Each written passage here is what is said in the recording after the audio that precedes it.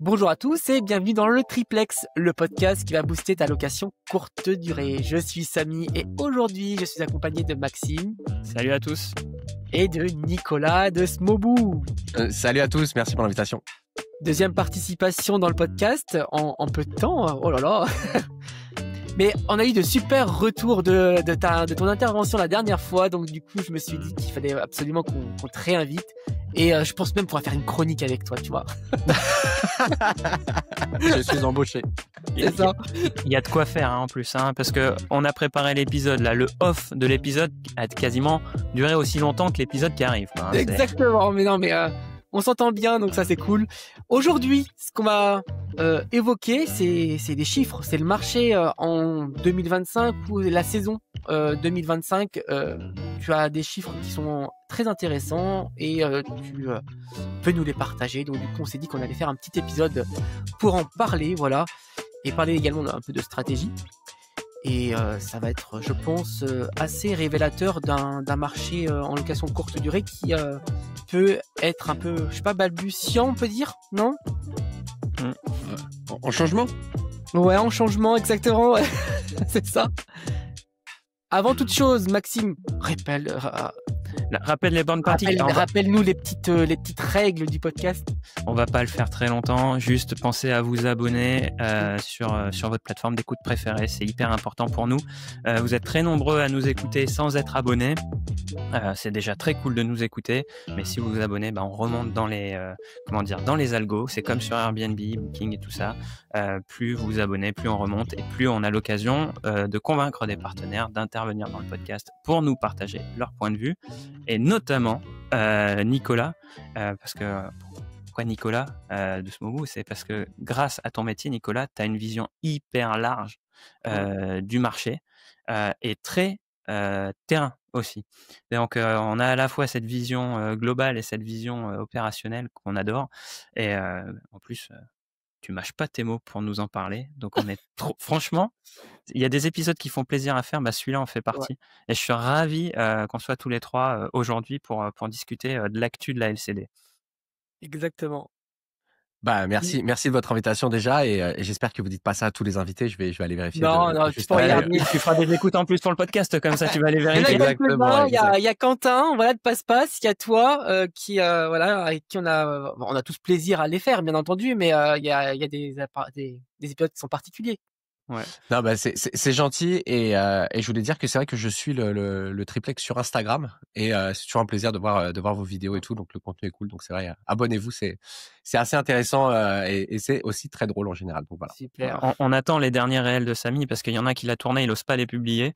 Non, il y en a quelques-uns que j'ose pas publier encore, voilà. Voilà, mais qui sont très drôles. Bon allez, on trêve de bavardage, on va passer à notre épisode. Sur cette première partie, Nicolas, ce qu'on voulait, c'est de faire parler. Voilà, parle. On va chercher la lumière, on va te la mettre dans les yeux. On voulait avoir de la data.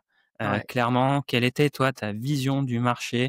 On enregistre cet épisode, on est fin septembre, le 26 exactement. Donc, c'est un épisode, on va le publier, il y a très peu de temps entre la publication et l'enregistrement pour que vous ayez des infos fraîches.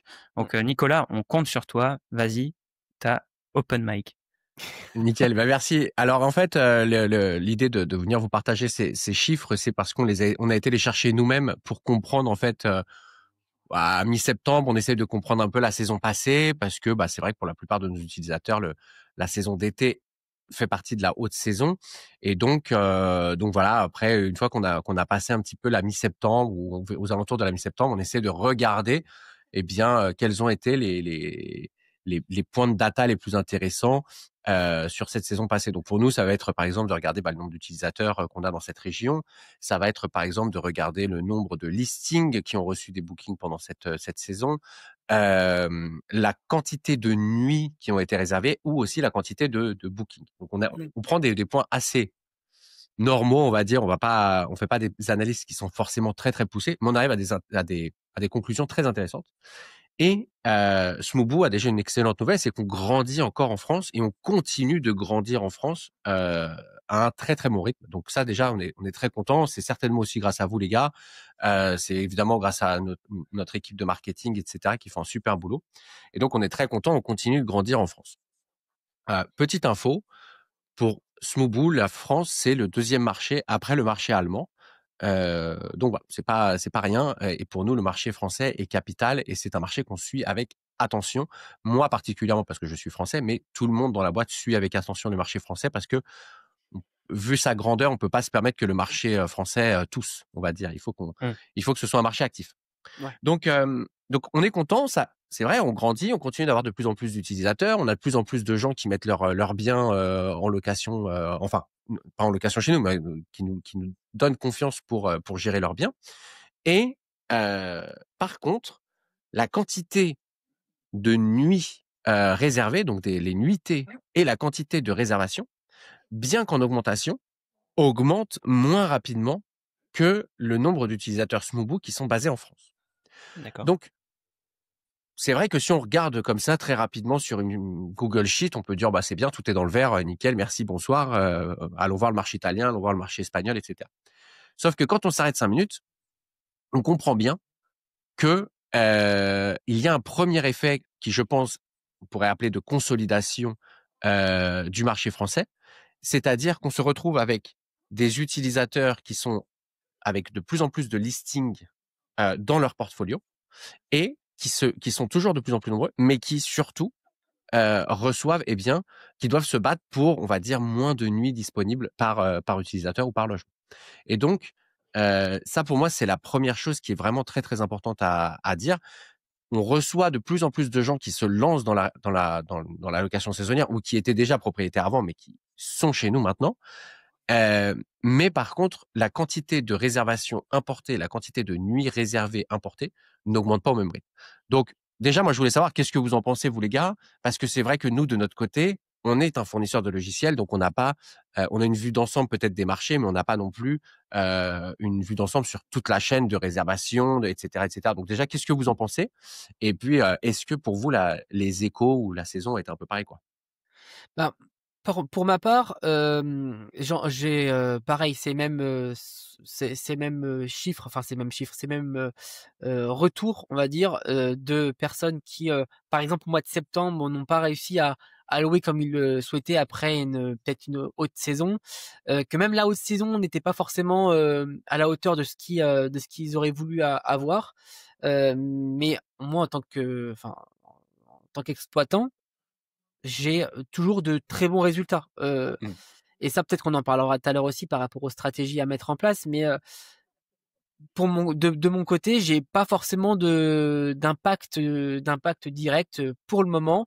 Hem, Par contre, s'il y a aussi autre chose, c'est que par rapport à avant, je constate beaucoup de, réservations, de dernière minute ou, Mmh. de réservations, qui sont, plus proches de la «date d'arrivée» entre guillemets. Avant, Ouais. on louait, enfin les voyageurs louaient bien plus en amont, et là, comme le listing, je pense, est plus conséquent, ils savent sur Airbnb, sur Booking, qu'ils vont avoir un logement quoi qu'il se Mmh. passe, peut-être en haute saison ou en très haute saison. Ils prennent leur réservation assez tardivement. Voilà. Mmh. Oui, c'est ça, c'est quelque chose que nous, on voit aussi alors surtout sur les données que nous annonce, Booking, Airbnb, et cetera, alors en anglais, on appelle ça le lead time, hein, la durée, Mmh. en jours entre le moment où la réservation est faite et la date d'arrivée. C'est en général de plus en plus court. Et nous, par exemple, dernière petite trouvaille quand on a regardé sur le marché français, la réservation en moyenne est passée de 3,1 à 3 jours. Donc on a aussi une réduction, Mmh. de la réservation moyenne.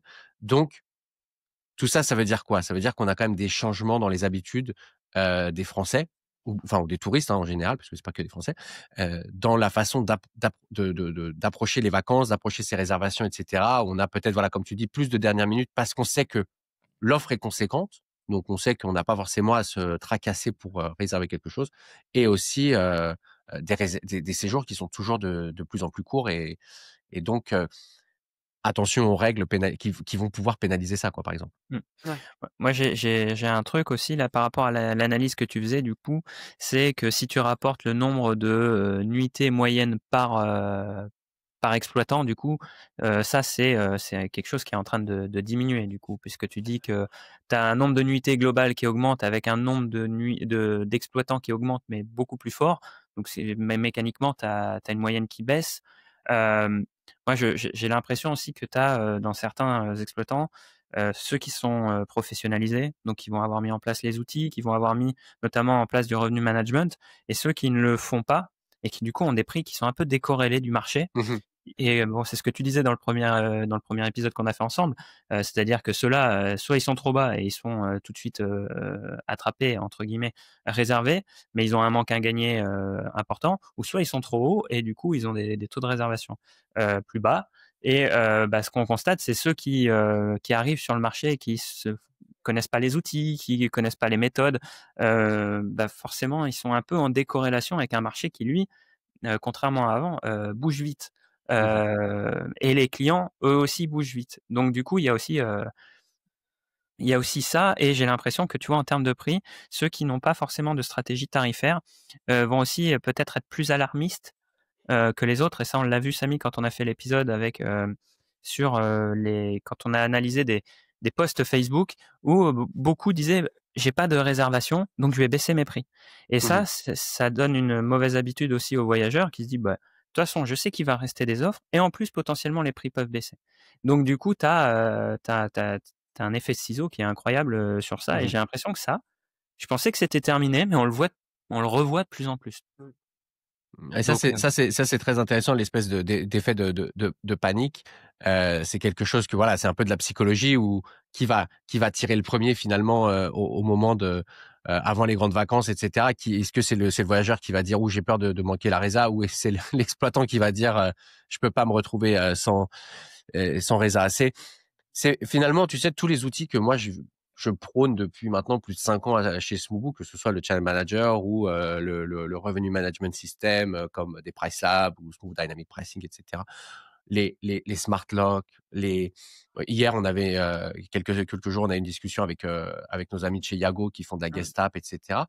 Tous ces trucs-là, il y a 5 ans, on en parlait parce qu'on disait: «Regardez, c'est génial». Maintenant, on est là, mais les gars, si vous utilisez pas ça, vous êtes morts, quoi. Et en fait, on se retrouve vraiment là-dessus où, eh bien, en fait, les gens qui vont survivre et qui sont en train de survivre, parce que j'entends Samy qui dit: «Oh, bah, moi, ça va très bien». Bah oui, forcément, je vais voir sur le site de Samy, oui, je comprends que ça aille très bien pour lui, quoi, parce que, bah, tout a été pensé, tout est au détail près et bien agencé, que ce soit, de la couleur du papier peint ou de la couleur de la peinture ou des meubles jusque, j'imagine le moteur de prix, qui va, fonctionner derrière, C'est et ça. cetera, aux entrées-sorties, aux opérations, et cetera.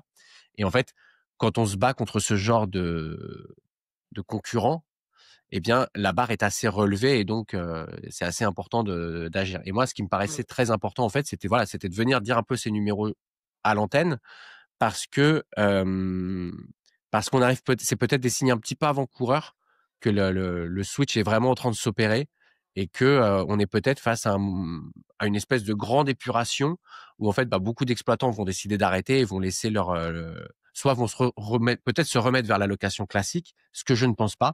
Je pense qu'ils iront plutôt vers des property managers qui iront, gérer le truc pour eux et une ouais. consolidation du marché, quoi.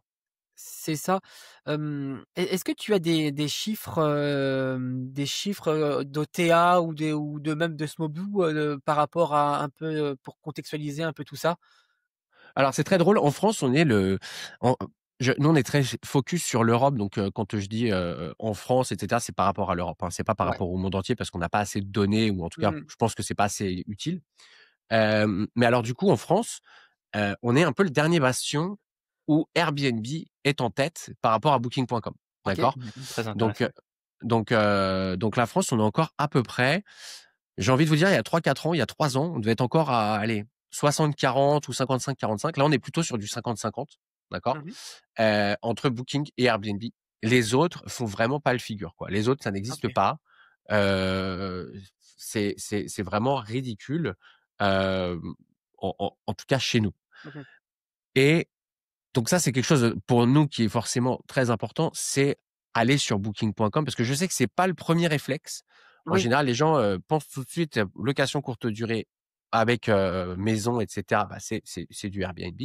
Allez aussi sur Booking.com. Vous allez récupérer beaucoup de Bah, réservations, quoi. c'est sûr. Tu sais, nous, on a, moi, je pense qu'il y a un double effet sur pourquoi plus Airbnb dans la tête des loueurs que Booking. La première chose, c'est l'effet de marque. Airbnb a Mmh. fait un travail énorme pour ancrer leur marque comme la location courte durée. C'est-à-dire, aujourd'hui, tu lis la presse, c'est loi anti-Airbnb. Oui, oui, C'est tout à fait. Non, il non, tout à fait fait. du Airbnb. Tu vois, comme tu as un Karcher chez toi, tu prends un caddie ou tu as un frigo, du scotch. Tu vois, on a tous ces exemples-là. Ils ont réussi ce tour de force-là et ça se voit. Et après, ils ont aussi un autre truc qui est quelque chose que Booking a très mal travaillé ou très peu travaillé, c'est le côté facilitateur. Airbnb, tous les retours qu'on a, c'est facile de mettre son annonce en ligne. Mmh mh. Booking, c'est une usine à gaz, on comprend pas, il y a des promos, on gère pas nos prix. Beaucoup de retours plus contraignant. Il y a plus de Mmh. friction comme, on dirait et donc du coup, Airbnb, ils ont, cette bonne image-là. Mais maintenant, tu vois, on s'est noté en question. Est-ce que tu penses que les bad buzz autour du nom Airbnb, ça a pas un impact global sur la location courte durée? Alors moi, je pense que les bad buzz, ça dépend ce que tu parles de enfin, ce qu'on entend par bad buzz. Moi, je suis sûr que les gens en ont eu marre de Airbnb, c'est une boîte américaine. Pour reprendre depuis le début. Ouais. Airbnb, c'est une boîte américaine et aux États-Unis, on n'affiche jamais le prix final. D'accord? Aux États-Unis, on affiche le prix hors taxe dans les magasins, c'est-à-dire que vous allez voir un truc à 3 $ et puis vous passez à la caisse, c'est passé à 3,70 $ parce qu'il y a une taxe locale, un truc, machin, Mmh. etc. C'est les États-Unis, c'est comme ça. On vous affiche le prix du commerçant et ensuite les taxes, c'est à part. Bon. OK. Airbnb a toujours fait pareil. Sauf qu'en Europe, nous, on n'a jamais vraiment compris. Et déjà, je pense que le premier point de friction d'Airbnb en Europe, Mmh. ça a été toujours de mettre tes frais après. Ça a toujours un petit peu énervé. Et de ce fait, les gens ont vu pendant des années et des années qu'ils étaient en train de se faire. Alors au début, les frais de ménage chez Airbnb, quand on parle en 2008, etc., c'est pas très très cher, c'est du 30 euros, c'est des trucs parce que c'est la dame qui le faisait derrière, etc. Ouais. On est passé maintenant sur des frais de ménage qui sont ridicules et où, par exemple, on va demander aux gens euh, de repasser faire le ménage derrière ou en tout cas de laisser le logement dans un bon état, etc., etc. Et donc, je pense que ce type de bad buzz là a érodé un petit peu la confiance chez chez les gens qui ont loué chez Airbnb. Ensuite, je pense qu'un deuxième effet, c'est que il y a eu beaucoup de gens pas très professionnels qui se sont lancés dans la LCD parce qu'Airbnb Mmh. et qui n'ont pas su donner un service à la hauteur des espérances des clients. Et ça, j'en suis convaincu. Et il y Mmh. a eu trop de mauvaises expériences où tu te fais recevoir chez un autre, où c'est pas forcément très propre, etc. Tout le monde l'a connu. Ouais. Beaucoup moins maintenant. Mais à l'époque, qui a fait fuir les gens. Et puis, je crois que Booking.com a quand même un truc qu'il faut pas leur enlever, c'est qu'ils prennent soin des autres. Et je crois qu'Airbnb s'est un petit peu fâché avec les autres à un moment donné. Je pense qu'Airbnb a donc c'est une réponse un peu multifacette, mais je pense qu'Airbnb a un Ouais, peu c'est un peu fâché avec Clairement. avec ses propres utilisateurs, ses propres hôtes, parce qu'ils ont quand même tendance beaucoup à prendre soin du client final, et à laisser un peu de côté les autres. Et je pense que beaucoup se sont un petit peu lassés et ont préféré aller mettre leur business chez d'autres, quoi. Bah, c'est ce qu'on nous, on est côté, enfin côté haute, on n'est pas côté haute, mais je veux dire, c'est les retours qu'on a côté haute, c'est, que, bah, qu'Airbnb, comme tu l'as dit, hein, est beaucoup, du côté du voyageur et pour, tout et n'importe quoi, va prendre position pour le voyageur et les autres en ont marre. Pour ma part, j'ai pas eu trop de soucis avec Airbnb en même temps, attends, je touche du bois, il y a pas de bois quelque part.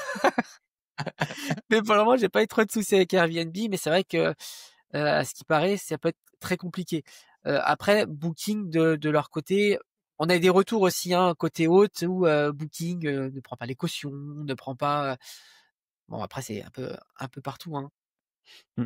Là où je pense que la force de Booking ces dernières années, c'est qu'ils ont su aller cibler la location courte durée. D'ailleurs, c'est dans cette stratégie, c'est comme ça qu'on a reçu aussi leur directrice générale. Si jamais vous l'avez pas écouté, cet épisode où on a la chance d'avoir reçu la directrice générale de Booking, Vanessa Edorf, pour comprendre sa vision du marché, et sa vision, de la location courte durée par rapport à l'offre hôtelière. Parce que ça aussi, c'est une chose que propose, Booking et pas Airbnb, c'est que vous vous retrouvez aussi dans les propositions d'hébergement des gens qui cherchent un hôtel. Et donc du coup, vous élargissez votre cible.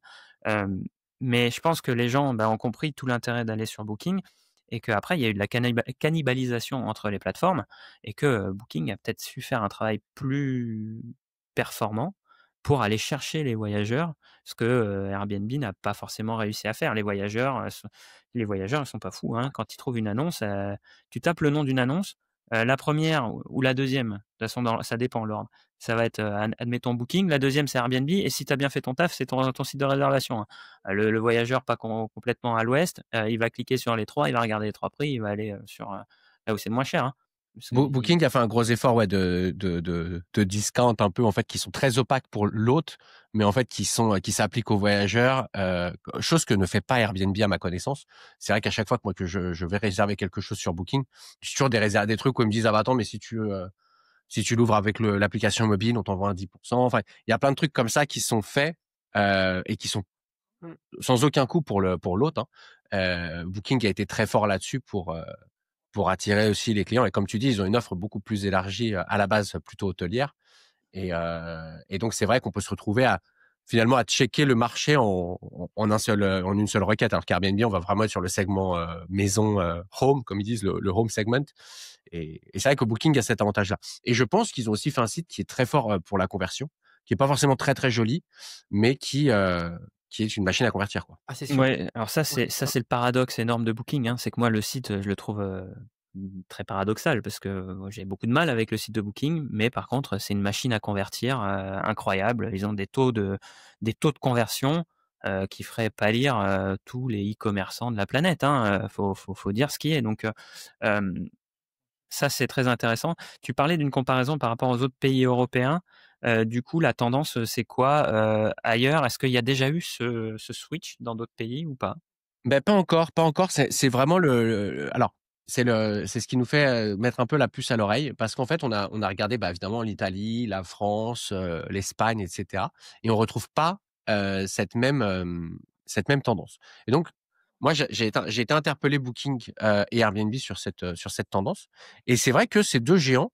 Alors bon, soit ils n'avaient pas encore fait peut-être leur travail et leur devoir et peut-être qu'ils m'ont répondu un petit peu à la va-vite ou peut-être que ils ont raison, je ne sais pas, mais en tout cas pour eux, c'était le post-effet JO ou le post-effet Coupe du monde de rugby, je crois, qui m'avait dit aussi, en France, qui en fait, bon, on aurait peut-être eu un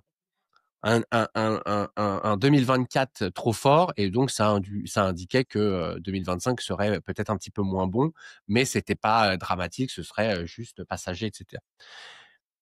Je veux bien y croire, parce que bon, bah pourquoi pas, hein, faut pas être, ça pourrait arriver que finalement 2024 ait été très bon, mais moi je me rappelle toujours, alors qu'on entendait à chaque fois que, bah, finalement les JO ça avait pas été l'été que les mmh, gens attendaient, ouais. que les réservations n'avaient pas forcément été au rendez-vous, qu'en fait finalement, bah, les touristes qui venaient habituellement à Paris avaient évité Paris ou les JO parce que enfin, en tout cas la période des JO parce qu'ils avaient peur de se retrouver dans un espèce de marasme, de monde et cetera. Donc voilà, je suis un petit peu, circonspect et je me dis: «Bah, de toute façon, vaut mieux avoir des données et puis essayer d'agir que de faire la vague, quoi». Mmh. C'est clair. Bah, je sais On pas, parle nous on parle à oui, ouais, vas-y, vas-y Samy. non, j'allais parler à j'allais, passer à la partie stratégie du coup, hein, mais, je sais pas. Juste pour, avant de passer à ça, en complément, Nicolas, nous, c'est vrai j'ai des retours, moi, qui sont très paradoxaux. C'est-à-dire que, c'est p j'ai on n'a pas une vision globale, nous, Mmh mh. on a plutôt des visions assez ponctuelles et donc, par exemple, Samy qui a eu un bel été, on a, des clients parisiens qui disaient: «Bah, en fait, l'année dernière, les voyageurs ont fui Paris, mais là, cette année, bah, on a un effet JO parce qu'ils ont vu à la télé, beaucoup d'étrangers qui ont vu la capitale à la télé, se sont dit: "Tiens, on va aller visiter"». A Mmh. priori, des retours que j'ai, c'est que c'est pas moi j'ai toujours eu là cette légende, Paris est vide au mois d'août parce que les Parisiens s'en vont en vacances et là, a priori, cette année, c'est les touristes qui sont venus remplacer les Parisiens.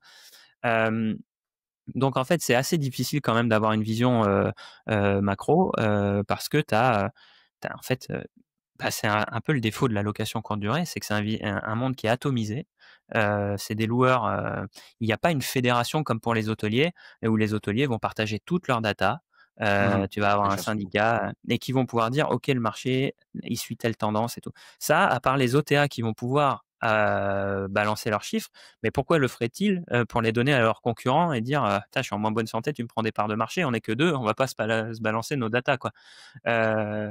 Donc c'est aussi là la difficulté d'aller chercher de l'info. C'est toujours intéressant, toi Nicolas, la vision que tu as via l'outil du channel, et surtout de comparer à d'autres marchés qui sont l'Espagne est un marché qui bénéficie du tourisme aussi, l'Italie aussi, de se dire est-ce qu'il y a des similitudes, est-ce qu'on voit des progressions, et surtout bah, ce que tu soulignes quand même, et ce que nous on essaye de souligner par rapport à nos clients, c'est de dire si t'es pas sur Booking, demain t'es mort. Enfin, Mais comme une personne qui est sur Booking et qui est pas sur Airbnb au ah oui, final, bah, tu également. vois?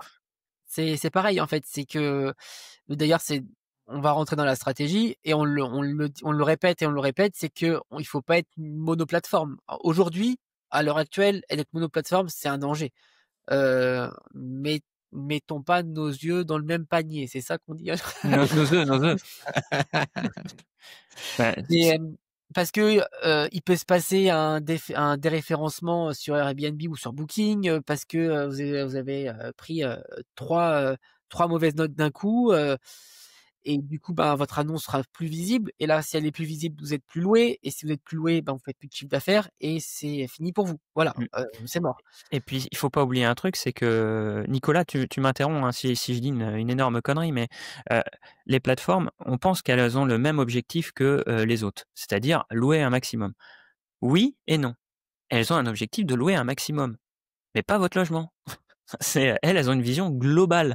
Elles, ce qu'elles veulent, c'est vendre le plus de nuitées possible. Peu importe que ce soit chez vous. Admettons, elles ont 1000 nuits à vendre, elles vont les répartir. Et l'algo, il est fait pour ça, pour pousser le nombre de nuitées global, pas pousser les vôtres. Et cette petite subtilité-là, si on l'a pas en tête, c'est se dire, ok, on est partenaire, mais j'oublie pas que si pour que tu gagnes plus d'argent, tu valoriseras mon voisin. Tu vois? Moi, je vais faire pareil. Je vais aller sur une autre plateforme Ouais. aussi parce que moi aussi, j'ai besoin de gagner de l'argent. Donc si tu n'arrives pas à vendre ma nuit le premier, ce sera l'autre qui va la vendre et c'est à lui que je filerai la commission. Et ça beaucoup d'autres, l'oublient et pensent qu'ils sont 100 alignés avec l'OTA, ce qui n'est pas, la vérité, en fait. Mmh mh. Non, très, Et très, très intéressant. Et moi, si je peux me rajouter un truc, bien sûr. parce que vous êtes beaucoup dans le marketing, dans les sites web, dans l'image de marque, que primordial quand on va arriver dans la stratégie, il faut qu'on en parle. Et en fait, dites-vous simplement que plus vous allez sur des OTA, plus vous allez aussi pouvoir faire de la pub pour votre site web. Donc, Oui, bah oui, hein. utiliser leur vitrine pour voilà. Pour ça, c'est juste pour compléter un petit peu ce que tu dis parce que tu as tout à fait raison. Et voilà, il faut pas se passer de ce genre de choses, puisqu'encore une fois, l'avantage du channel manager, c'est que vous allez pouvoir faire ça sans avoir une charge de travail supplémentaire. C'est-à-dire que vous soyez sur Mmh. une ou deux ou quatre plateformes, in fine, le travail sera le même. Vous aurez surtout un public différent. Et c'est aussi quelque chose de comment dire, qu'il faut avoir en tête, c'est que l'utilisateur de Booking.com n'est pas forcément le même utilisateur que sur Airbnb, n'est pas forcément le même public, la même audience, etc. Donc ça, c'est très important. Si par exemple, c'est un truc tout con, mais si vous êtes en France et que vous êtes, je sais pas, dans une région où il y a beaucoup d'Allemands, où il y a beaucoup de, comment il s'appelle, de Néerlandais qui viennent, je ne peux que vous conseiller d'aller par exemple sur traumferienwohnung.de. C'est dégueulasse à dire, mais ça marche super bien. C'est un portail de niche, mais par contre, vous allez taper exactement dans l'audience qui pourrait être intéressée par le type de logement que vous avez en Provence, etc. Une région où il y a souvent en général des Allemands ou des Flamands, Néerlandais, etc. Parce que c'est un portail qui est connu là-bas. Donc ça va pas vous remplir et vous faire millionnaire Tu du jour peux au lendemain. nous Mais répéter voilà. le nom doucement parce que tu vois, on le cite souvent de dire, si par exemple vous avez une population, on Mmh. prend toujours des exemples très très éloignés des Coréens. Ouais. Regarde s'il y a des sites coréens, mais là tu vois typiquement du site pour les Néerlandais. Alors j'ai retenu le Ah, .de, mais c'est tout. c'est déjà pas mal, c'est déjà pas mal. Non, c'est traumferienwohnungen.de ou Traumferienwohnung. Non, Traumferienwohnung. C'est au singulier, c'est pas au pluriel. Donc c'est OK. Donc nous qui avons fait de Traumferienwohnung.de. l'allemand, ça veut dire vacances, appartement pour des vacances de rêve. C'est ça. Alors, en gros, Ferienwohnung, c'est la location de courte durée, hein, c'est OK. l'appartement de vacances et Traum, donc rêver. Donc voilà, c'est très bien. Bravo Bon, Maxime. Bravo. attends, Maxime était très, très fort à l'école en allemand. Il Et en a fait d'ailleurs, des années et des années. j'en pro. En plus, c'est vrai, hein. Mention bien avec l'allemand, tu sais. Non, mais on vous le mettra en description. Comme ça, allez cliquer. Ou ce qu'on Allez fera, c'est checker, qu'on ouais, allez checker. on vous le mettra sur le site. On a paramétré le site du triplex pour vous faciliter aussi les choses. On vous le mettra directement. Comme ça, vous pourrez aller voir. Mais voilà, mais c'est tout bête. Mais c'est quand même. Tu parles de stratégie, connaître ton avatar client et te dire, bah en fait, moi j'ai Tout à des fait. Allemands, ils ont du budget. Tu vois, typiquement, pourquoi j'irais me faut pas oublier un truc, c'est que quand tu cibles quelqu'un, quand tu as une cible de clientèle, c'est parce qu'ils sont solvables, parce qu'ils ont de la thune Ah aussi. ouais. Donc, Ouais, tout à fait. Non, et il y a un truc qu'il faut Ouais. dire, par exemple, enfin, c'est des trucs qui peuvent paraître très bêtes, mais qui, in fine, peuvent vous rapporter 1 ou 2 réservations à l'année en plus. Par exemple, nous, chez Swoobu, quand on me fait venir d'Uruguay en Allemagne, ou quand on réserve toujours les billets d'avion sur booking.com. Et ensuite, on réserve la location directement sur booking.com. C'est un truc qu'ils font apparemment. Je sais pas qui a fait les process, c'est pas moi qui m'en charge, mais en tout cas, c'est comme ça qu'ils font. Donc, c'est un truc tout bête. Mais si jamais vous êtes dans un endroit et que il y a des conférences, il y a des trucs, machin, peut-être que la politique de la boîte, c'est d'utiliser Expedia ou c'est d'utiliser Trivago, c'est d'utiliser Booking, etc. Et donc, si vous n'êtes pas sur cette plateforme-là, vous n'apparaissez même pas dans les recherches. Alors, vous avez peut-être fait un truc super sympa pour le télétravail, mais ça n'apparaîtra jamais, quoi. ouais, il y a des plateformes, alors faudrait que je retrouve les noms, mais il y a des plateformes de boîtes comme ça. Des regroupements, des trucs. Ouais, moi j'avais un truc, c'était un truc allemand en plus aussi, que ma boîte utilisait et tu ne devais réserver parce qu'en fait c'était une agence de voyage. C'était c'était une OTA, hein, ni plus ni moins. Hein. C'est une agence de voyage en ligne. Hein. Ah. Alors l'avantage, c'est qu'en général, avec le truc, ce genre de boîtes en général sont devenus aussi un peu du meta search, donc ils recherchent un peu tous les logements disponibles et finalement vous passez par Trivago ou par Home2Go, etc. Et puis en fait, ils font une réservation sur Booking ou sur Airbnb in fine. Mais je pense Booking.com en tout cas vaut vraiment la peine pour ça, parce que comme ils font tout ce qui est réserve, enfin Booking c'est quand même un gros parapluie entre la location de bagnole, la location la vente de billets d'avion, etc. Bref, ça peut valoir le coup juste pour ça d'être disponible sur plus de plateformes, parce que je vous dis, il y a pour les pros, en général, ouais, on a des plateformes restrictes. Enfin, on est restreint sur les plateformes utilisées, quoi. Et on va pas utiliser Airbnb en général. Mais oui, parce que tu as le côté, et c'est pour ça que moi je recommande aux clients qui veulent attirer des pros, c'est de spécifier un truc tout bête, hein, mais qu'il y a une facture à la fin. Parce que quand tu te déplaces en pro, tu fais ta note de frais. Tu as avancé les frais pour ta boîte et on te les rembourse. Si tu n'as pas une facture en bonne et due forme avec un SIRET et, et éventuellement un numéro de TVA, parce que c'est pareil. Pourquoi les pros, ils ont besoin de récupérer la TVA aussi. Donc, alors sur l'hébergement, il y a peut-être des subtilités que je maîtrise pas, mais il vous faut au moins un numéro SIRET pour que le pro puisse faire sa note de frais. Donc ça, c'est un sujet important. Il y a une astuce que tu as partagée hier lors d'un webinaire Smobu et j'ai adoré. On en avait discuté avec Maxime dans un épisode, mais j'aimerais bien le rappeler. C'était David de Yago, c'est ça, David? Non, comment ça? Tout à fait, David Duval de chez Yago. Il a partagé une astuce. Alors je crois que c'était toi ou David, je sais pas, mais sur Airbnb ou sur Booking par exemple, pour les logements d'hiver. Les logements de montagne, etc. Oui, c'est David qu'on a parlé de ça. Voilà, de dupliquer son annonce en fait et de changer les photos en fonction de la saison. Et ça, j'ai trouvé ça vachement bien. C'est vrai. On l'avait eu aussi avec dans l'épisode avec l'Office de tourisme de Cauterets, qui a sa plateforme de réservation qui s'appelle NP et qui disait en fait l'hiver, en pleine saison de ski, c'est peut-être le moment de changer pour mettre les photos de l'appartement avec plus de neige, parce que vous allez avoir les gens qui vont venir au printemps et à l'été. Et en fait, il faut qu'ils se projettent. Quelqu'un qui va se projeter avec la neige, s'il vient pas pour les moments où il y a la neige, ça l'intéresse pas. Bien sûr. Et même le descriptif des annonces, je vous invite à aller l'écouter.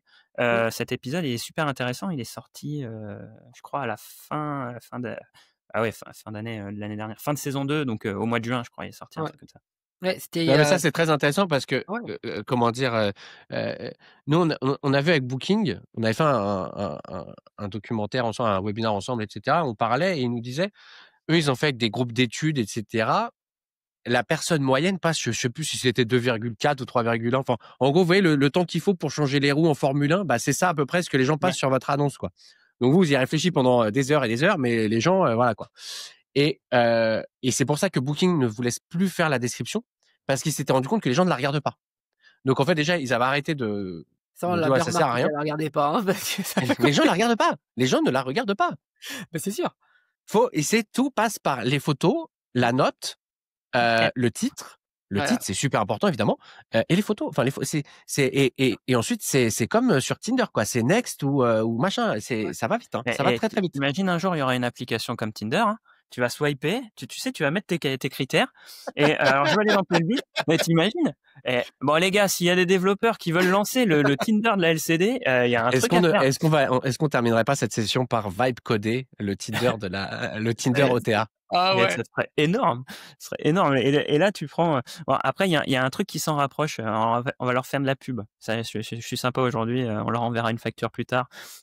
Il y a une appli qui s'appelle Staycation, qui pour l'instant c'est uniquement les hôtels et ils se sont positionnés, ils ont un positionnement, c'est partez à l'hôtel mais près de chez vous.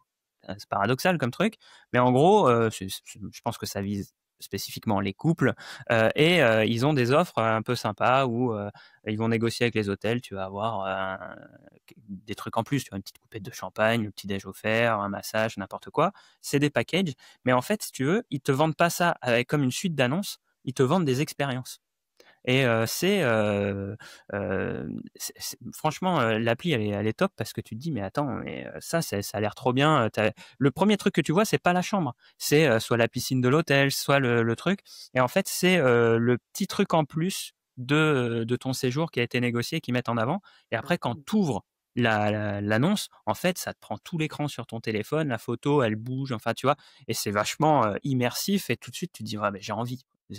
D'accord, ouais. J'ai envie de ramener ma Intéressant. femme là-bas. Je veux dire, non, mais tu vois, c'est des trucs très sympas. Et en plus, tu penses faire une bonne affaire parce que quand ils te le vendent, ils te disent c'est que des trucs de dernière minute. C'est un peu D'accord. comme donc on l'a négocié pour vous et tu peux pas réserver 6 mois à l'avance sur leur appli, quoi. Clairement, Oui, c'est tu pour ça viens le côté remplir un peu l'hôtel, près de chez toi, quoi. Ouais. Et de toute façon, c'est l'objectif, c'est parce que comme tu pars pas, tu vois, je crois que le premier filtre, c'est 30 minutes de chez toi, dans un cercle de 30 minutes. OK. Donc D'accord, ouais. clairement, c'est pas un truc que tu prévois 6 mois à l'avance. Mmh. Ouais. Donc, Mais ça rejoint un petit peu les changements comment dire, les changements des habitudes des voyageurs aussi, de faire plus de voyages courts que de voyages de 2 semaines ou 3 semaines, etc., qu'on a peut-être connu avec la génération de nos parents ou qui partaient à la mer 15 jours et basta, quoi. Non, là, on va plus partir peut-être sur du séjour un petit peu comme ça de 1 nuit, 2 nuits, 3 nuits, pas trop loin de chez soi et puis Mmh. intéressant. Complètement. Ça, c'est complètement vrai. Bah, de moi, dans mon secteur, ça a toujours été ça, mais on le voit de plus en plus souvent, ouais, que, bah, les courts séjours ont plus la cote que les longs séjours. Mmh. Après, aussi, il y a des choses que je vois chez les autres et qu'il faut pas faire. C'est, en parlant de courts séjours, ça revient à ça, c'est d'ouvrir les une nuit, dans tout le calendrier. Parce que du coup, là, ils se bloquent ils peuvent se bloquer des périodes, des longues réservations. J'ai vu, encore récemment chez l'un de mes clients qu'il avait, ouvert ses une nuit sur son calendrier. Du coup, il avait, ses week-ends qui étaient bloqués sur une nuit. Alors que je sais que dans mon secteur, en fait, les gens vont rechercher du 2-3 nuits et ben, en fait, malheureusement, il va passer à côté de ces réservations-là parce qu'il a déjà les une nuit qui ont été bloquées. Ouais. Et Oui, non, et faut faire attention là-dessus, ouais, c'est Ah ouais. clair. est-ce que alors moi, tu vois, moi, j'ai une vision très paradoxale de ce truc-là. Je te rejoins totalement dans ton analyse, Samy, côté hôte. Je prends ma casquette de voyageur et Mmh. je me dis, moi, je cherche des locations courte durée parce que c'est un bon compromis qualité-prix. Et au final, je me retrouve à devoir réserver 2 nuits alors que je voudrais venir Mmh. que sur une nuit. Du coup, je me reporte sur l'hôtel parce que l'hôtel, finalement, propose Oui. cette flexibilité-là. Mmh. Est-ce qu'aujourd'hui, ce serait pas également un ça pourrait être un facteur, explicatif tu vois, du ralentissement global du truc? De se dire, bah, on se dit maintenant quand on va sur Airbnb, je prends qu'une nuit, bah, je vais pas sur Airbnb parce que j'ai quasiment pas d'offres. Mais ça va être un peu c'est là où je pense aussi où la stratégie des prix devient primordiale. C'est-à-dire que il faut pas que ce soit anodin. Et si tu veux ouvrir une nuit, pourquoi pas? Même si moi j'aurais plutôt tendance à dire sur un logement Airbnb comme le dit Samy, peut-être en semaine de faire du une nuit, il y a pas de souci, Mmh mh. mais pas Mmh. juste me réserver la nuit du samedi au dimanche ou la nuit du Oui, vendredi au samedi, Ouais. parce que c'est vrai que là je me bloque le week-end. Donc déjà faire peut-être une ventilation à ce niveau-là, mais surtout si tu dois le faire et que tu dois faire du une nuit, je pense que ça vaut le coup d'analyser si par exemple, OK, et finalement tu fais une nuit, mais la nuit te coûte exactement le prix de 2. C'est juste qu'à partir de 2 nuits, tu mets une très grosse réduction sur Airbnb et tu dis voilà, si moi la personne me prend une nuit au prix du week-end, très bien, je lui laisse le logement disponible. Par contre, celui qui veut mettre 2 nuits, eh bien, il aura un tout autre prix qui lui sera affiché parce qu'évidemment, je peux pas me permettre de. Donc, je pense que à ce niveau-là, ça peut valoir le coup, ouais, de tester un petit peu des stratégies de prix en relation avec la durée de séjour. Ouais. Mais c'est sûr qu'il faut faire attention. Il faut pas être dans l'abus à dire oui, j'ouvre tout pour une nuit et puis c'est vrai qu'on se retrouve à avoir des dates pendant les grandes vacances qui sont prises, etc. Ou alors, faut faire attention. Bah ça, c'était, tu vois, hier, du coup, j'étais sur une session d'accompagnement d'un client, d'un couple qui est à La Réunion et qui disait, je lui disais, bah, du coup, vous, tu vois, très naïvement, les réservations, c'est du samedi au samedi, quoi, vu que Mmh. 95% de votre clientèle, c'est des métropolitains, enfin des Européens du continent. Et je dis: «Bah non, en fait, on a des réservations des fois de 14 jours et puis des fois de 3 jours, parce qu'il y en a qui prennent plusieurs réservations courtes sur l'île pour, D'accord. justement, Oui. bouger sur l'île». Et je dis: «Ah bah, tu vois?» Et bah, faut se méfier un peu des idées, comment dire? Préconçues, parce qu'il y a quand même pas mal d'habitudes, tu vois? De changements d'habitudes. C'est vrai que la réservation du samedi au samedi, tu sais, ça a un peu la peau dure, hein, dans certains endroits, Mmh. mais en fait, elle me disait: «Bah non, c'est pas du tout ça et si tu as une réservation de 3 jours qui tombe alors que quelqu'un voulait prendre 15 jours sur cette période-là, bah, c'est aussi compliqué, quoi». Moi, j'ai une théorie là-dessus sur les réservations longues. Je pense que les gens ont du mal psychologiquement à mettre la carte bleue quand ça affiche 2 000 €. Ouais. Mais, mais quand tu affiches 3 fois 900 €, les gens disent ah ouais, c'est bien. Ouais, et Et puis mais je suis convaincu qu'il y a un peu de ça, quoi. Que les gens, ils mettent 15 jours de vacances sur Airbnb, ils disent ah non, c'est beaucoup trop cher. On va plutôt prendre 3 jours là, et puis on va peut-être prendre un petit peu moins. Et puis aussi peut-être se donner le goût de dire bah tiens là sur 3 jours, fin du voyage, on va peut-être prendre une belle villa, mais qu'on mmh. pourrait pas se payer sur 15 jours.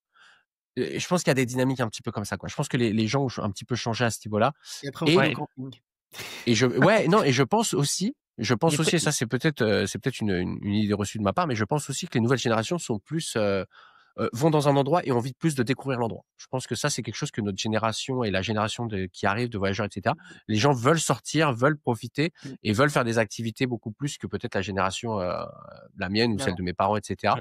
Et donc, bah, ils se disent: «Bah, tiens, on va découvrir plusieurs parties sur l'île peut-être et dire, et prendre plusieurs réservations au lieu qu'une seule grande, quoi». C'est Ouais, et il y avait aussi un peut-être un truc, mais qui est plutôt marginal par rapport à ce que tu viens de dire, mais aussi peut-être de la diversification de risques. Alors c'est un bien grand mot, mais de se dire, ouais, «Putain, je me prends un truc à 2 000 balles, que j'ai vu que sur, en photo, sur une plateforme et en fait, si ça me plaît pas, je suis coincé». Donc du coup, bah, je vais plutôt me prendre, 3 séjours, de 4 nuits et au pire, il y en a un qui est pourri, mais c'est pas grave, tu vois? Mmh. Bah, je pense que c'est très Ouais. marginal comme truc, mais pas à négliger non plus, quoi. Non, mais c'est vrai que ça peut être, ouais, je suis en train de réfléchir du coup à mon cas, un peu perso et c'est vrai que l'année prochaine, moi, pour mes vacances, c'est ma femme qui l'a évoqué et pourtant elle est pas comme ça, mais elle disait: «Bah, ça pourrait être pas mal en fait de, bah, comme tu l'as dit Nicolas, de faire, 2 jours là, 3 jours là, et en fait de bouger, et de voyager en fait en espèce de en bougeant d'endroit en endroit». Bah, tu parlais d'un phénomène de génération, c'est aussi la digitalisation de la location qui a permis ce truc-là. Parce que quand nous on était gamins, tu vois ton père qui allait prendre l'annuaire, qui appelait l'office de tourisme pour qu'il lui envoie le catalogue. Non mais on n'est pas si vieux que ça, mais avant qu'il y ait internet, hein, bah, quand on était gamin quoi, les années Ouais. 90, début des années 2000, Ah oui? tu recevais le contrat de loc chez toi par courrier et tu remplissais le truc, tu renvoyais ton chèque de caution, ton chèque d'art. Tiens, ça repartait, tu t'amusais pas à faire ça 8 fois, hein. Tu réservais le camping. Si tu avais trouvé un truc bien, tu le réservais dès l'année, tu vois, au Ouais. départ, tu disais: Ah «Bon, ouais. bah, je vais réserver là pour l'année prochaine parce qu'au moins, j'ai les papiers, j'ai tout», et c'était Non, un non, peu c'est plus c'est vrai, complexe. c'est vrai, c'est vrai, c'est vrai. On n'est pas des dinosaures pourtant, mais c'est la vérité. Et c'est vrai que c'est un truc assez intéressant. Et d'ailleurs, Samy, tu as dit un truc, je vais partir encore sur une tangente, je suis désolé, mais tu as dit c'est ma femme qui réserve et moi aussi c'est ma copine qui en général réserve parce que moi j'ai horreur de réserver les trucs. Et Maxime, c'est comment chez toi? C'est qui réserve? On part pas en vacances parce que moi, j'ai horreur de faire ça, mais je laisse pas la carte bleue à ma femme. Non, Oh, le macho. parce que En tu plus, vois, c'est vrai! non, mais parce que j'ai quand même une théorie, il faut faire ces annonces pour les femmes.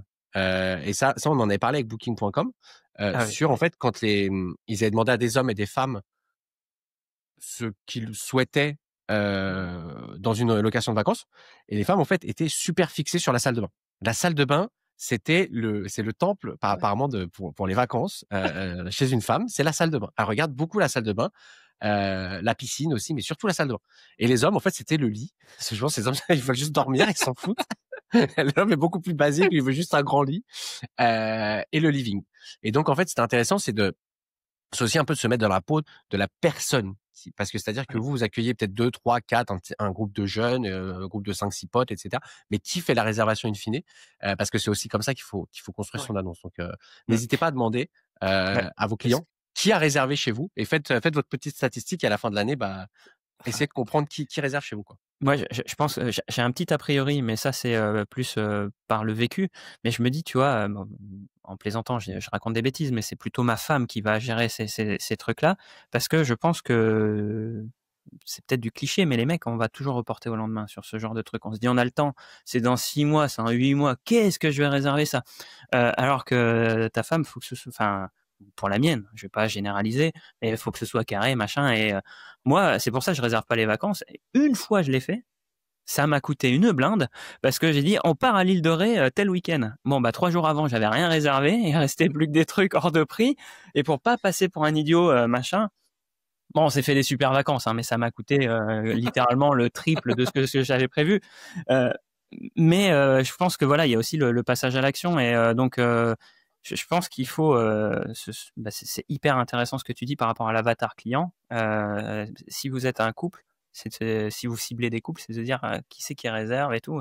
En marketing, on a souvent cet exemple du paquet de céréales entre le prescripteur et le consommateur et de se dire ok, le paquet de Chocapic, c'est les enfants qui vont le mettre dans le caddie, tu vois, ils vont aller de ça, mais c'est papa ou maman qui paye. Et tu dois attirer les enfants, mais tu dois faire payer papa et maman.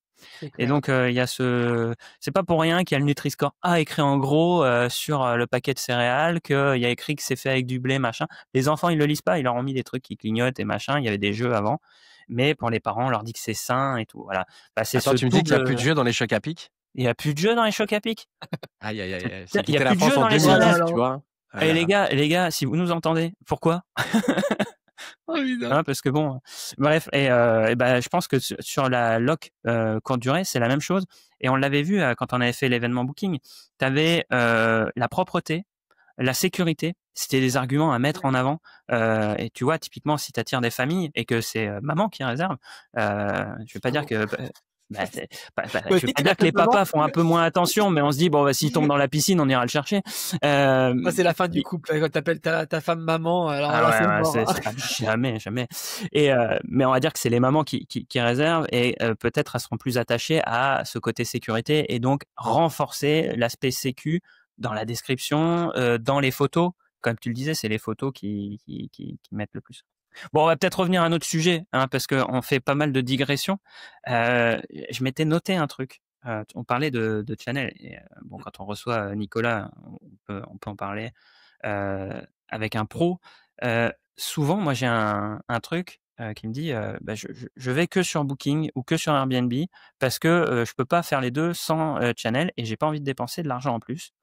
Et moi, je leur dis, mais ok, je comprends, tu as 3 logements, ça va te coûter un peu d'argent. Mais si tu ramènes une nuit de plus parce que tu es présent sur une autre plateforme, bah, finalement, tu as payé ton abonnement, même plus que ça, tu as été chercher de la renta. Pourquoi se priver en plus de toutes comment dire, les fonctionnalités supplémentaires que t'appelles la Channel, quoi. C'est Ouais, quoi non, votre vision là-dessus?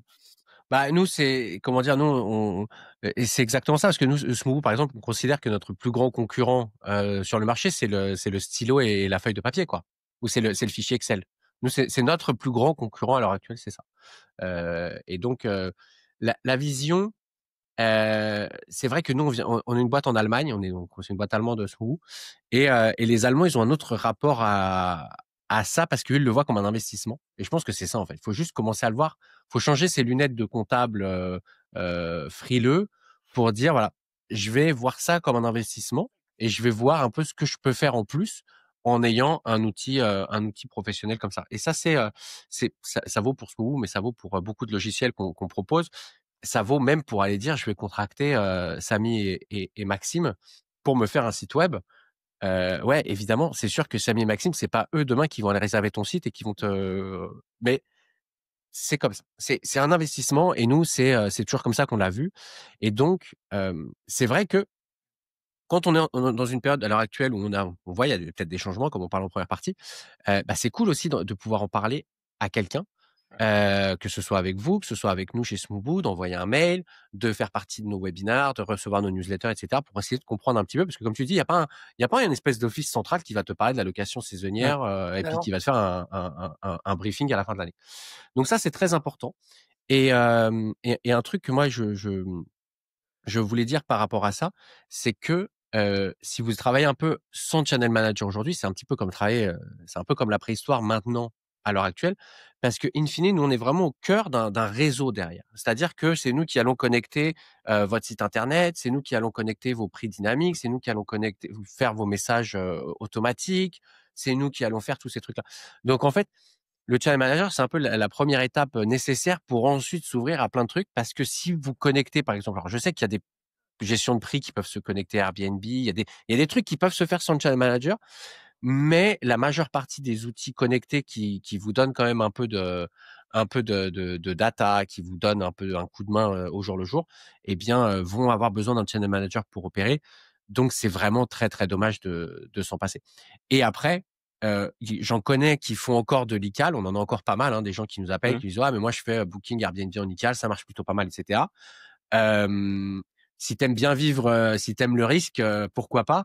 Mais c'est vrai que je trouve ça dommage pour le prix que ça coûte, de se faire autant de soucis avec l'ICAL et de risquer autant, parce que encore une fois, si vous n'êtes pas fiable pour les plateformes, tout à l'heure Maxime disait, on n'a pas les mêmes objectifs que les OTA, c'est exactement ça. Si vous n'êtes pas fiable aux yeux de ces plateformes, elles vont mettre votre voisin en priorité et vous allez vous mmh, retrouver sans les locations. Donc, si vous faites de l'ICAL, attention à vous quand même, parce que ce serait quand même très dommage de ruiner votre relation avec Airbnb ou avec Booking, et cetera, parce que vous avez reçu une double réservation. Et nous, je pense que ce mot là-dessus, on est quand même très, très fiable.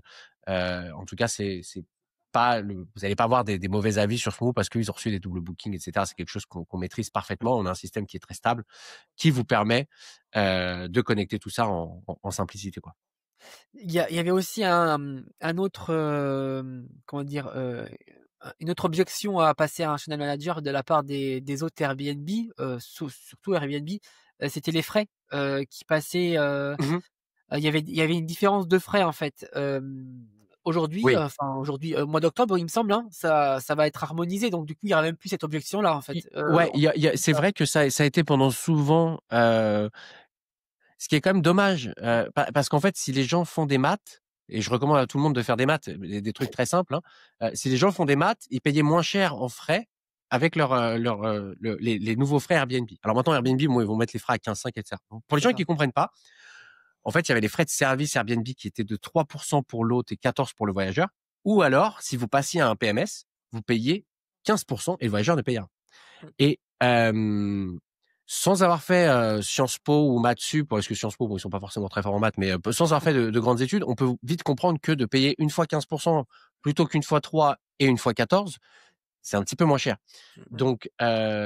Donc encore une fois, je veux pas être méchant, mais faut vraiment être pro à un moment donné. Faut, faut se mettre devant une feuille, faut faire des calculs, etc. Quand vous achetez un appartement ou un logement, je pense que vous faites votre rentabilité. Bah là, c'est pareil. 15%, ça restait moins cher que 3 versus 14. Donc, j'ai jamais compris, moi, cette aversion.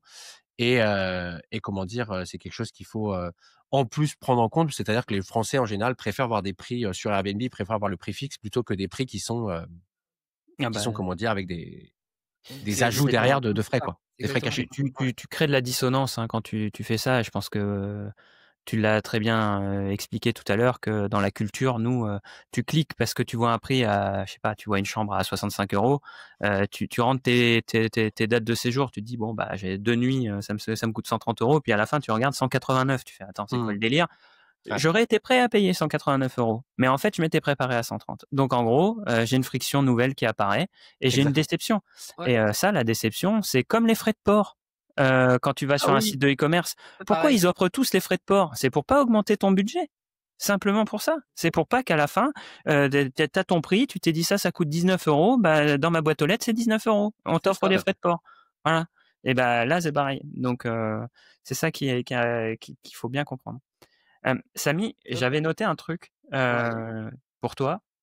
C'était, tant qu'on est à parler de channel manager, c'était tu parlais de la fiabilité des liens ICAL, mais il y a la fiabilité en soi-même de la solution que tu utilises. Bah, c'est sûr. Les bugs, bon, il y a un espèce de bad buzz en ce moment sur un channel manager, je vais pas le citer, c'est pas le but, mais bon, c'est pas ce mot bout. Ouf. Parce que putain, si tu m'as invité pour me Ah. dire ça, Ouais, en fait, Nicolas, fallait qu'on te dise. Mais non, c'est pas ce mot ça va bout, pas du t'inquiète. tout. J'ai des tickets qui sont en attente et tout. Non, non, bon, ça va. Non, C'est non, pas nous. C'est pas nous. il y C'est pas a nous. il y a dans le marché français, il y a un channel manager qui a pas mal de soucis en ce moment et qui est assez connu et bah, pareil, nous, on a plein de retours et puis, on fait des sites avec ce channel manager également aussi. Mmh. Enfin, on connecte le site au channel manager et en fait, c'est Maxime qui le fait, le plus souvent que moi et il arrive pas, 3/4 du temps, il arrive pas à le connecter. On a des personnes qui nous disent: «Ouais, ben, en fait, il y a plein de bugs», et si tu peux pas te fier à une solution, ben, à une solution qui te permet de synchroniser tes réservations et tout, c'est compliqué, quoi. Moi, Nous, au on tout l'a vu. début, on l'a expliqué, hein, au tout début dans notre épisode, j'étais chez un autre channel manager que Smobu et en fait, le jour où ça a merdé, ça a buggé et cetera, je suis parti, quoi. Parce que la promesse première de la synchronisation n'était pas respectée et Ouais. ben, je suis parti. Mmh. Non, il y a ce truc-là parce que, on dit ça doit t'apporter vachement d'avantages, la synchronisation, l'automatisation des messages, la gestion dynamique des prix. Mais la 1re chose à faire, c'est quand même de pouvoir accéder à ton outil de pilotage. Parce que moi, je vois le channel comme un outil de pilotage. C'est-à-dire que c'est ta cabine, tu vas pouvoir Ouais. avoir, tout à un seul endroit. Après, j'invite quand même tout le monde à aller sur les intranets, booking.com notamment, parce que tu auras plus d'infos, parce que le channel ne remonte pas tout, même Smobu, hein, parce qu'il y a des datas qui sont pas Mmh. uniformisées, parce qu'il y a des choses comme ça par Ouais. rapport à l'incrémentalité, ce fameux mot qu'ils utilisent chez eux. Bref, mais si toi tu peux pas piloter avec ça, comme on l'a dit tout à l'heure, c'est un outil, un channel manager, un pilotage un gestionnaire de canaux qui te permet d'aller sans frais sur d'autres, plateformes qui, si ça se trouve, seraient pas rentables si tu y allais pour les 2 locations que ça va t'apporter par an. Mais si tu peux rien piloter, ça n'a plus aucun intérêt. C'est ça. Ouais, non, non, c'est sûr, c'est sûr. Après, j'aime pas parler des concurrents et je suis désolé pour les gens qui ont On des en a pas problèmes. cité donc ça va. Non, non, non, mais c'est vrai que c'est toujours délicat parce que voilà, c'est après c'est des gens qui sont touchés, quoi. Ce que je veux dire, c'est qu'ensuite tu as comme tu dis, si t'arrives pas à te connecter, et que tu peux pas piloter ton avion ou que tu peux pas rentrer chez toi, c'est comme ne pas pouvoir rentrer dans une location, quoi. Je veux dire, quand vous recevez pas les codes parce que le truc a buggé, etc. Ouais. C'est pas agréable pour personne. Mmh. Donc non, non, je suis désolé. Et C'est vrai que nous, chez Smoobu, on a cette chance. On a maintenant plus de 100 employés. On est quand même une boîte qui a beaucoup, beaucoup, beaucoup grandi ces dernières années. On fait partie d'un grand groupe allemand du tourisme qui s'appelle Home2Go. Donc on a quand même cette chance maintenant d'avoir des infrastructures qui sont extrêmement solides. Et nous, on avait toujours, on a toujours eu la chance d'avoir bâti quelque chose de très solide. Et c'est vrai que c'est pour ça qu'on se retrouve avec un code qui parfois des fois quand on onboard des nouveaux développeurs, ils comprennent pas trop ce qu'on fait parce qu'en fait le code est très, très compliqué parce que c'est vrai qu'on a pallié à beaucoup de cas de figure, Mmh. de réservation, de trucs qui reviennent, qui repartent et cetera. On a vu tellement de choses au cours des années que voilà, on a un logiciel qui est quand même maintenant très, très solide, et quand même très, très compliqué quand on ouvre le capot. Donc n'hésitez pas, nous en tout cas, à venir nous voir. Nous on sera ravis de vous donner quelque chose de peut-être un petit c'est peu la plus question fiable ou un que peu que plus, j'avais hier d'un client, mmh qui me disait, «Voilà, j'ai pas de channel, mais aujourd'hui, j'ai été voir un channel, on m'a dit qu'il était complexe à utiliser». Normalement, tu devrais identifier lequel c'est. Et en gros, pour apprendre à l'utiliser, j'ai vu qu'il y avait une formation à 1 500 €, voire plus. Est-ce Ouais. que c'est pareil avec, Smobu? Est-ce que je dois Alors payer pour apprendre à me servir du logiciel? Non, non, non, non, non, non, non, non. Alors, vous pouvez m'envoyer un RIB, on peut mettre ça en description, il n'y a pas de souci. Moi, C'est 10 000 € chez Smobu. si vous êtes, ah non, même à Même 1002, moi, pas, même pas. la formation, on te la fait à 1000, allez. Non. Je te fais un cadeau.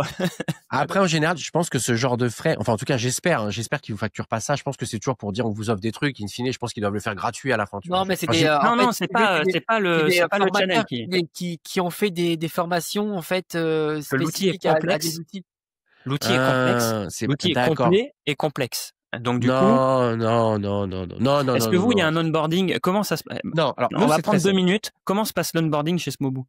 Alors, l'onboarding chez Smoobu, avant, il y avait personne. C'est-à-dire qu'avant, on avait juste du support pour nous occuper de vous. On n'avait même pas de vente, etc. Machin. Alors maintenant, on a des gens en vente. Donc, en gros, si vous l'avantage, c'est que si vous laissez votre numéro de téléphone, c'est pas obligatoire, mais si vous le laissez, ce que je vous recommande de faire à l'inscription, Mhm. dans la journée, 2 jours, vous aurez un appel de Marie qui travaille au support en vente en France, qui va vous aider, qui va comprendre un peu vos besoins, etc. Si vous avez besoin de quelque chose. Vous pouvez lui passer le bonjour de la part de Nico, elle sera contente. Et on va vous aider à mettre en place le truc. Mais Smooboo, à la base de la base, ça a été pensé pour ce qu'on appelle du self-onboarding. Donc, par exemple, Ouais. Samy, je sais, Samy, il est plus vieux chez Smooboo que moi. Hein. Faut quand même le dire. Bon, ça se voit de toute façon quand on regarde les deux. Mais ce que je veux dire, c'est que non, mais ce que je veux dire, c'est que Samy, toi, par exemple, tu as connu l'époque self-onboarding. Est-ce Oui. que tu as eu besoin d'aide, par exemple, particulière Non. pour mettre en place le Smooboo? Non, non, non, vraiment, c'était hyper simple. C'est vraiment j'ai Nous, on a besoin fait ça pour ça. aucune aide, non, à l'époque, non, c'est hyper simple, de toute façon, Voilà. Nous, on a fait ça dans cet objectif-là. Et comment dire, à l'heure actuelle, c'est toujours valable, quoi. C'est toujours valable. Peut-être que vous aurez une question ou deux par rapport au fonctionnement, une question un peu théorique sur le logiciel. Si vous avez été la chercher vous-même, vous pouvez trouver la réponse vous-même. Sinon, vous nous faites un mail ou vous nous appelez, on se fera un plaisir de vous répondre. Mais le logiciel a été conçu Ouais. pour ne pas avoir à faire d'onboarding. Et c'est d'ailleurs ce qui nous a permis d'avoir une croissance très élevée sans avoir des coûts très élevés. Moi, quand j'ai rejoint Smooboo, sur ma fiche de paye, ma première fiche de paye, c'était marqué que j'étais l'employé numéro 20. Et je crois qu'on était encore 12 ou 13 dans la boîte. Donc, j'étais vraiment dans un petit cercle encore. On servait déjà 10 000 clients. Bon, je disais, on n'aime pas trop parler des clients, mais ça, c'était en 2020, du coup. On servait déjà 10 000 Ouais. clients. On était 12. Donc, si j'ai besoin de faire un onboarding personnalisé avec tout le monde, je peux pas avoir 12 personnes pour 10 000 clients, quoi. C'est impossible. Les Ouais, c'est sûr, maths ne marchent pas, quoi. c'est clair. Et donc nous, ça a toujours été notre but. C'était toujours de faire le plus de marge possible, quoi, comme n'importe quelle entreprise, hein. C'est Mais sûr. du coup, d'avoir un outil qui soit très, très simple à utiliser pour les utilisateurs. Comme ça, on n'a pas besoin d'avoir des coûts Mmh. d'employés, de personnel délirants, quoi. C'est clair. OK. Mais Non, c'est mais encore une fois, si vous voulez payer 1 500 €, on peut s'arranger, il y a pas de non, problème. mais j'avais cette question-là hier, parce que justement on parlait, justement d'être présent sur plusieurs plateformes et la personne avait entendu, je pense parler que de ce channel manager-là et dit: «Ouais, il est compliqué», donc on m'a recommandé cette formation avec, mais du coup le channel est pas cher, mais la formation c'est quand même un gros investissement. Je dis: «Bah, c'est là où, moi je suis assez, dubitatif sur le truc. Vaut mieux avoir quelque chose qui soit simple à utiliser que peut-être un peu moins complexe, un peu moins complet peut-être des fois, avoir des options. On a fait un super épisode notamment avec Quentin là, de Passe-Passe sur comment choisir son logiciel Ah entre fonctionnalité et cas d'usage. Et de se dire bah attends, moi ça c'est une super option mais je vais jamais l'utiliser. Tu vois, c'est et donc est-ce que j'ai d'avoir besoin de paramétrer un tel truc? Non. Donc, je vous invite à l'écouter, était super aussi cet épisode. Et en plus, un petit aparté, il a été fait en studio. Donc, si vous voulez nous voir, on est sur YouTube. Voilà, petit aparté là-dessus. Donc, non, mais c'était une question. Je l'ai posée en live pour l'épisode. J'aurais pu la poser en off, Nicolas, mais je me suis dit bon, peut-être que les gens nous écoutent et ont des questions par rapport à ça. Et comme ça, bah, ils ont toutes les infos. non, et ça, je trouve, t'as raison. Et nous, c'est vrai qu'on se cache pas d'être le logiciel certainement le plus simple du marché, aussi dans le terme des fonctionnalités, etc. Parce que on vise aussi un autre public qui ne veut pas rentrer dans le property management Ouais. à tout crin, quoi. Ça, Mmh c'est mh. et beaucoup de nos soi-disant, c'est pour ça que je parlais de concurrents qui étaient le stylo et le papier, parce que nous, je ne considère pas que les autres sont nos concurrents, parce qu'ils veulent aller chercher, ils veulent tous le property manager qui a 2000 propriétés à New York, à Dubaï, etc. Ils attendent tous le client qui va leur rapporter 20 000 € ou 20 000 $ par mois ou par an, etc.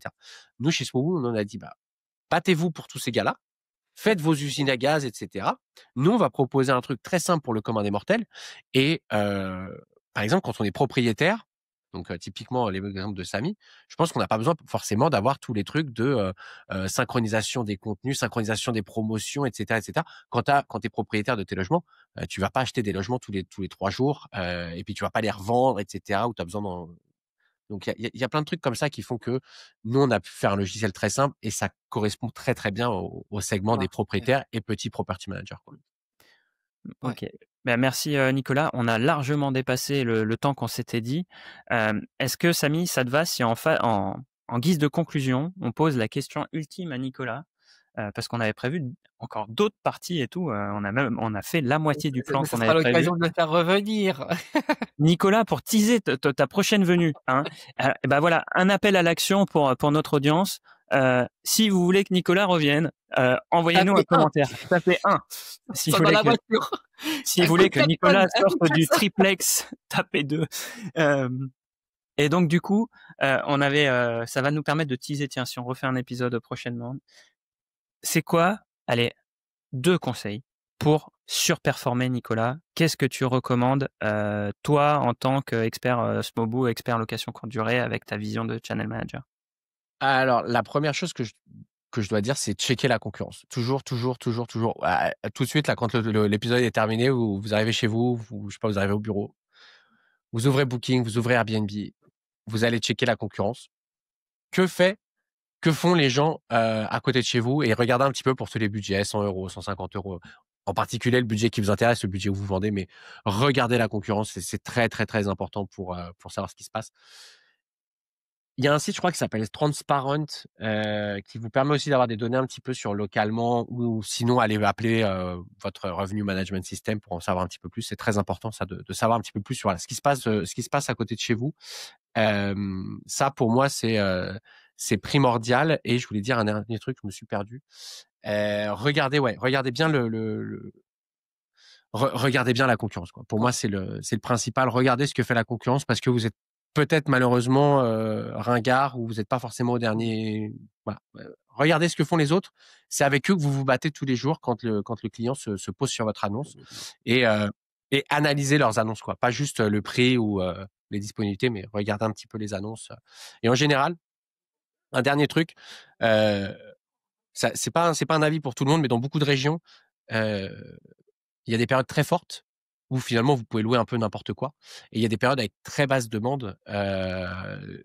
Donc regardez comment vous pouvez essayer d'améliorer vos basses demandes parce que finalement réussir à faire une très bonne haute saison, je sais pas à Antibes ou à Nice, c'est pas forcément très très dur, mais essayez de voir ce qui pourrait vous démarquer dans les périodes de basse saison. Ouais. Apprenez à connaître un peu votre avatar client comme vous en parlez, quoi. C'est ça. Je vais résumer. Réussissez votre haute saison. C'est facile de réussir sa haute saison. Faites tout pour réussir la basse. C'est plus compliqué. C'est plus compliqué. Bon, écoute, c'est très cool, Nicolas, de nous avoir partagé tout ça. Samy, est-ce que tu voulais...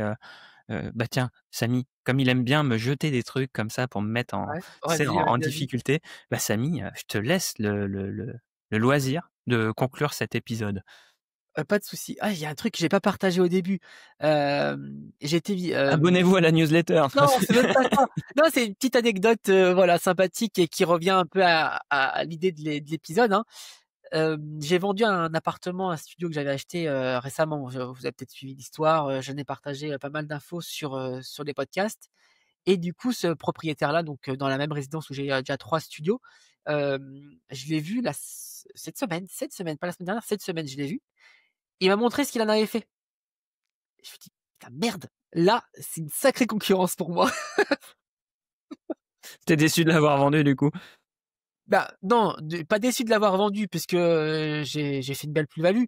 Mais il va devenir du coup un sacré concurrent pour moi et du coup, j'ai un appartement, un studio qui est assez simple dans cette résidence-là, qu'il va falloir que je pas professionnalise, mais que je Tu le pimpes un peu, que je quoi. démarque un petit peu de ce que je peux avoir parce que là, celui-là, cet petit appartement, très, très sympa, ce qu'il en a fait. Ouais. Vraiment très sympa. Bah, tu vois. Si c'est Samy qui dit ça, c'est que le voisin, il a dû faire du haut niveau quand même. Hein, ah ouais, il a tout recassé, il a tout refait. C'est un studio dans cette résidence qui n'est qui il va ressembler à aucun autre, parce qu'il a vraiment tout cassé pour tout refaire et différemment. Donc c'est d'ailleurs je vais lui piquer pas mal d'idées. Ouais, j'espère qu'il écoute pas le podcast alors, tu vois. Ouais, j'ai dit que du bien sur lui. Ok, bon bah c'est cool. Avant que tu conclues cet épisode, pensez à vous abonner à la newsletter sur le-triplex.com. Vous pouvez retrouver sur notre site tous les bons plans qu'on vous partage dans les épisodes. Et on n'en a pas parlé dans cet épisode. Si vous avez envie de tester Smobu avec le triplex, vous avez moins 10% sur tous les abonnements. Donc c'est vraiment l'occasion d'aller essayer. Vous allez, il y a un mois d'essai en plus, Nicolas. Non, 14 jours. 14 jours. Oh là, que je raconte pas de bêtises. Mais 14 jours, c'est largement suffisant pour aller voir l'interface, aller voir comment ça fonctionne. Parce que même si vous aviez 30 jours, in fine, vous n'allez pas tester 30 jours en mettant vos logements. Ça va vous permettre quand même de voir comment ça fonctionne. Et puis après, vous avez 10% grâce au triplex. Vous pouvez retrouver les infos en description de l'épisode, par mail, parce que si vous êtes inscrit à la newsletter, et sur la page Bon Plan du triplex. C'est 10% qui se cumulent avec d'autres promotions ou pas? Il me semble que oui. La question piège, je ne sais pas. Elle se cumule avec les 10% sont valables sur tous les abonnements, le mensuel, l'annuel et le biannuel. Et comme le dirait Samy, soyez pas frileux. Un channel manager, de toute façon, c'est tellement chiant à changer que si vous avez trouvé bien au bout d'un mois, prenez la version annuelle, comme ça vous fait économiser 2 mois. Ah bah c'est ça, ça c'est clair et net. Moi je passe à l'annuel maintenant. Ouais, non, c'est clair. Ça c'est sûr et certain. Vous n'allez pas changer. Pour nous, c'est le plan génial. Ceux qui sont en mensuel. Restez en mensuel, il n'y a pas de souci. Parce que vous ne partez pas quand même, donc on vous aime beaucoup. Hein. Bon, allez. Merci Nicolas. On se dit à très vite. Prochain épisode, on va parler de chauffage. Voilà, pilotage des chauffages connectés. Vous allez voir, c'est assez sympa. En plus, on arrive dans le froid là. Moi, j'ai très froid chez moi. 26 septembre là, où on enregistre aujourd'hui et il fait 10 degrés. Là. Chez toi, il va vraiment penser à mettre une petite bûche au feu, Samy. Non, mais chez moi, j'ai commencé à allumer le poêle et tout. Bref. En fait, les rénovations du voisin, c'est juste qu'il a foutu un chauffage dans sa passoire. Juste avant de nous quitter, pour ceux qui nous auraient écouté, 3 fois qu'on dit ça. Ouais, pour ceux qui nous auraient écouté jusqu'au bout, parce qu'on sait très bien que quand la conclusion arrive, vous pouvez vous couper le moteur, vous écoutez pas les fins d'épisode, on le sait. C'est là où on raconte le plus de bêtises. Allez sur YouTube. Il va offrir quelque chose. Je pensais que t'allais offrir quelque chose. Allez sur YouTube, laissez un petit commentaire. Samy a changé de style capillaire, c'est un truc à voir.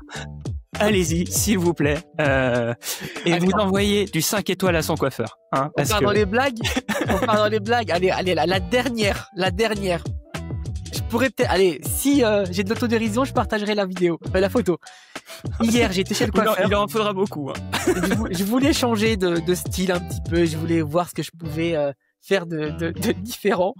Il m'a proposé un dégradé à l'espagnol. Avec le nom. Oh punaise. Ben en fait c'est la coupe punk à chien en fait. Et en fait j'avais... Oh non c'était horrible. J'ai envoyé à Maxime était plié de rire. Et pour vous dire j'ai pris rendez-vous 3 quarts d'heure après dans un autre coiffeur pour dire faites-moi quelque chose, ça va pas du tout. Le premier coiffeur il s'est planté. Voilà, franchement c'est le petit aparté de fin d'épisode pour ceux qui sont restés jusqu'au bout, les plus vaillants. C'est comme les scènes post-crédit chez Marvel, tu vois, c'est le petit bonbon du triplex.